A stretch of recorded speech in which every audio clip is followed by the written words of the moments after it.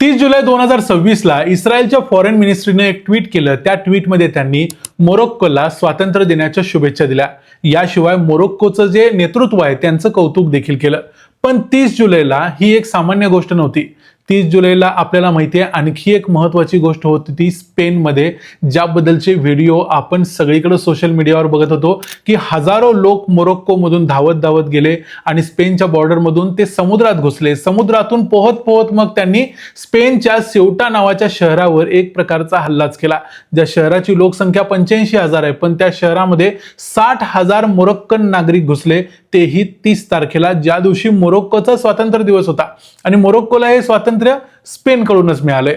आता त्याच दिवशी मग इस्रायलनं मोरोक्कोचं कौतुक का केलं किंवा इस्रायलनं पहिल्यांदाच मोरोक्कोला अशा प्रकारच्या शुभेच्छा का दिला, हा प्रश्न तुम्हालाही पडायला पाहिजे.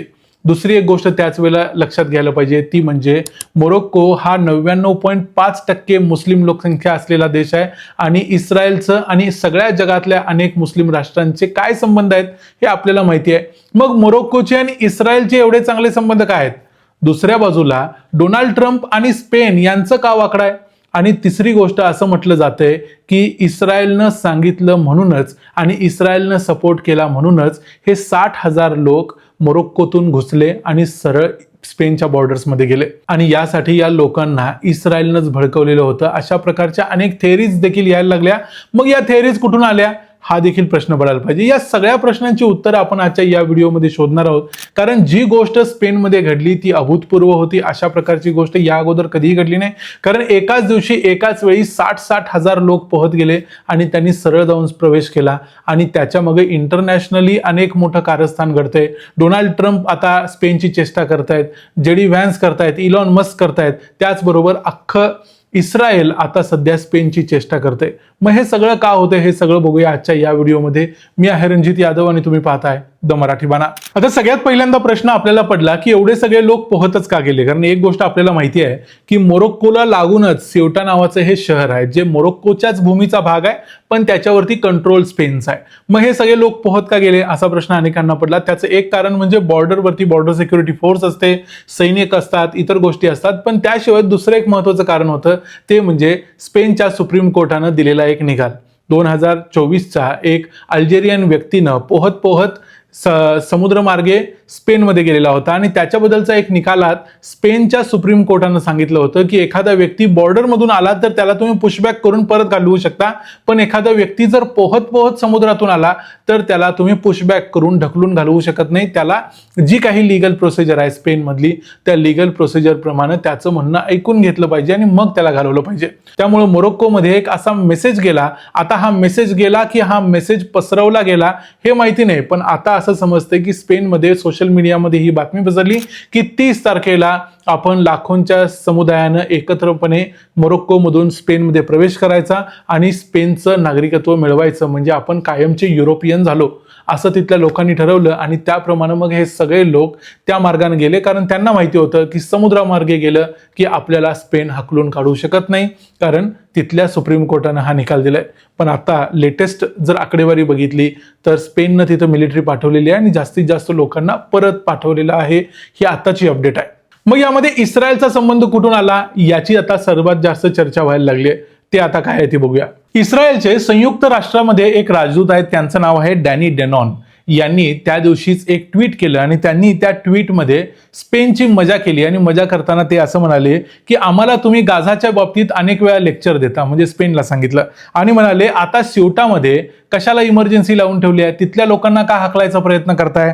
आता तुम्ही गाझामध्ये जे आम्हाला सांगत असतात त्याची अंमलबजावणी इथं करा, जे लोक येते त्यांना येऊ द्या आणि ही ठिकाणं तुम्ही आतापर्यंत जी कब्जा करून ठेवलेली आहेत, जी मोरोक्कोची ठिकाणं आहेत ती तुम्ही कब्जा करून ठेवलेली आहेत, त्यांना आता स्वातंत्र्य द्यायची वेळ झालेली आहे, त्यांना स्वातंत्र्य द्या.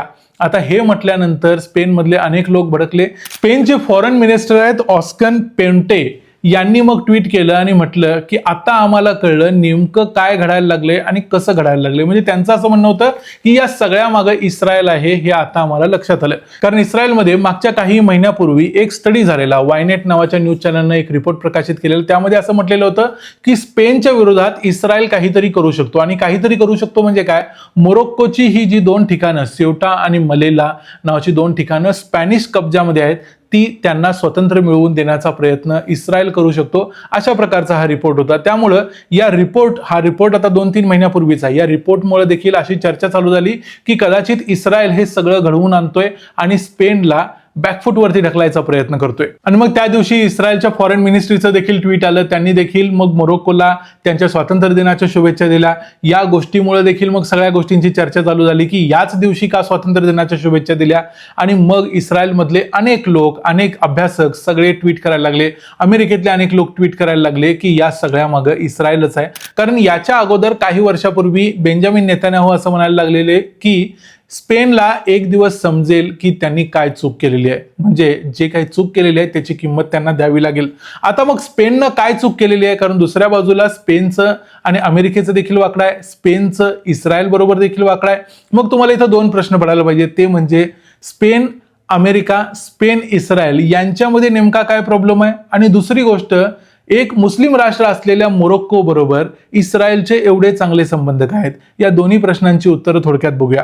स्पेनमध्ये पेड्रो सांचेज यांचं एक डावं सरकार आहे आणि या सरकारला अनेक पक्षांचा पाठिंबा आहे आणि हे सगळ्या डाव्या पक्षांचं सरकार आहे. त्यामुळे यांचं असं म्हणणं आहे की इस्रायलनं गाझामध्ये जे काही हल्ला केलाय हा हल्ला अतिशय चुकीचा होता आणि हा एक नरसंहार होता. 7 ऑक्टोबर 2023ला गाझामधून काही लोक दहशतवादी बाहेर पडले, हमासचे दहशतवादी, त्यांनी इस्रायलवर हल्ला केला. त्याचा प्रतिहल्ला म्हणून इस्रायलनं गाझामध्ये हल्ला केला आणि गाझामध्ये जे काही झालं त्याला स्पेन म्हणतो नरसंहार झाला.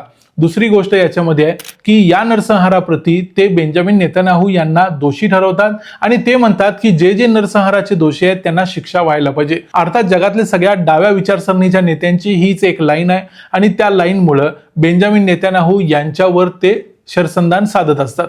आता दुसरी एक गोष्ट अशी आहे की इस्रायल जे काही वेस्ट बँकमध्ये करतोय, तिथं ज्या सेटलमेंट्स उभ्या करतोय, या सेटलमेंट्सला देखील स्पेनचा विरोध आहे. अशा अनेक पद्धतीनं मागच्या काही वर्षामध्ये स्पेन नेहमी इस्रायलच्या विरुद्ध टोकाची भूमिका घेत राहिलाय. त्यांचं असं म्हणणं आहे की इस्रायल हा एक युद्धखोर देश आहे आणि त्यामुळं इस्रायल आणि स्पेन या 2 देशांचं अजिबात पटत नाही. आणि जेव्हा काही दिवसापूर्वी अमेरिका आणि इराण यांच्यामध्ये युद्ध चालू झालं त्यावेळेला अमेरिकेला काही मिलिटरी बेस हवे होते, युरोपमधले मिलिटरी बेस, जिथून त्यांची जी विमानं आहेत ती रिफ्युएलिंग करतील आणि परत एकदा येऊन हल्ले करतील, F-35 किंवा जे काय असतील. या विमानांसाठी रिफ्युएलिंगसाठी जागा मिळावी म्हणून त्यांनी स्पेनच्या सरकारला विनंती केली. त्यावेळी स्पेनचं जे पेड्रो सांचेज यांचं सरकार आहे त्यांनी सांगितलं की आम्ही अशी कुठलीही युद्धखोरीसाठी जागा देणार नाही आणि त्यामुळं परत एकदा अमेरिका आणि स्पेन यांचं देखील वाकडं झालं, जे अजून देखील आहे. आता आणखी एक महत्त्वाचा प्रश्न तो म्हणजे मोरोक्को आणि इस्रायल यांच्यामध्ये एवढे चांगले संबंध काय आहेत. या प्रश्नाचं उत्तर तुम्हाला मिळायचं असेल तर डोनाल्ड ट्रम्प यांचा जो पहिला कार्यकाळ होता त्याच्याकडे जायला पाहिजे. कारण डोनाल्ड ट्रम्प यांचं असं म्हणणं होतं की इस्रायल आणि इस्रायलच्या बाजूचे जे अरब राष्ट्र आहेत यांच्यामधले संबंध सुधारले पाहिजेत, ते सुधारल्याशिवाय इकडे शांतता प्रस्थापित होणार नाही. आणि म्हणून त्यांनी असा प्रयत्न केला की इस्रायल आणि सगळे अरब राष्ट्र यांच्यामध्ये करार करावा आणि त्याला त्यांनी अब्राहम अकॉर्ड असं म्हटलं. आता या अब्राहम अकॉर्डसाठी मग प्रत्येक जी मुस्लिम राष्ट्र होती त्यांना पण काहीतरी मिळायला पाहिजे. मग त्या बदल्यात त्या राष्ट्रांना काहीतरी अमेरिकेनं द्यायचं ठरवलं. त्यामध्ये मोरोक्कोनं अशी मागणी केली की आमचं जे वेस्टर्न सहारा आहे, या वेस्टर्न सहाराचा जो भाग आहे वळवंटाचा, त्याच्यावरती आमचं सार्वभौमत्व आहे हे अमेरिकेनं मान्य करावं. कारण तिथं अल्जेरियामध्ये, स्पेनमध्ये यांच्यामध्ये तो वादग्रस्त भूमी आहे आणि त्या भूमीवर जर अमेरिका हे मान्य करत असेल की ही भूमी मोरोक्कोची आहे तर मोरोक्को अब्राहम अकॉर्डवरती सही करायला तयार आहे आणि त्याप्रमाणे अमेरिकेनं मान्यता दिली. दुसरी गोष्ट अमेरिकेने केली, अमेरिकेनं स्वतःची एम्बेसी मोरोक्कोमध्ये काढतो असं सांगितलं. त्यामुळं मोरोक्कोनं अब्राहम अकॉर्डवर सही केली. अब्राहम अकॉर्डवर 3 देशांच्या सह्या आहेत, त्यामध्ये एक आहे UAE, दुसरा आहे बहरीन आणि तिसरा आहे मोरोक्को. त्यामुळं इस्रायल आणि मोरोक्को या 2 देशांचे चांगले संबंध चालू झाले. दुसरी गोष्ट त्यानंतर मग इस्रायलनं मोरोक्कोला मिलिटरीसाठी मदत केली, आर्थिक मदत केली, डिप्लोमॅटिक मदत केली. या सगळ्या पद्धतीनं इस्रायल आणि मोरोक्को यांच्यामध्ये चांगले संबंध प्रस्थापित होत गेले. यामध्ये आणखी एक अँगल आहे, तो म्हणजे इस्रायलमध्ये आपल्याला माहिती आहे की जे ज्यू आहेत ते युरोपमधले, अमेरिकेमधले किंवा जगातल्या वेगवेगळ्या देशांमधले, जसं भारतामधले अनेक ज्यू गेलेले आहेत, या जगातल्या सगळ्या ज्यूंनी इस्रायलमध्ये जाऊन तिथं एक आपला देश निर्माण केलाय. तिथं काही लाख ज्यू जे आहेत ते मोरोक्कोमधून गेलेले आहेत. त्यामुळे मोरोक्कोची भाषा त्यांना येते, मोरोक्कोची संस्कृती त्यांना माहिती आहे. त्यामुळे एक प्रकारे मोरोक्को बरोबर इस्रायलचं एक भावनिक नातं देखील आहे. या सगळ्या गोष्टींचा परिणाम म्हणून मोरोक्को आणि इस्रायल यांच्यामध्ये चांगले संबंध आहेत. आता मग खरोखर मोरोक्कोच्या या लोकांना इस्रायलनं पाठवलं काय, पाठवायला मदत केली काय, तर याच्याबद्दलचा कोणताही पुरावा नाही. ज्या आहेत त्या थिअरीज आहेत.